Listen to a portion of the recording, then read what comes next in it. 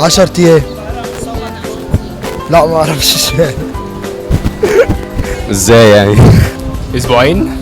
هو مكان مش فترة زمنية. لا هو كل يوم ما عدا الجمعه والسبت بس. الشهر العقاري ما فيهوش ولا يوم.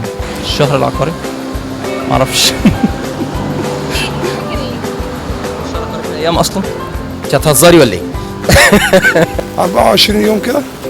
6 ايام. شهر عقاري ازاي يعني؟ لا مش حاجة اسمها شهر عقاري فيه غير يوم. مثلا خمسة. عشان دي الأيام اللي بنزل فيها الكلية. مزاجي كده. ما فيش ولا يوم طبعا. هو اسمه شهر عقاري بتاع تسجيل. 30. الإجابة ملهاش أي علاقة بالسؤال خالص.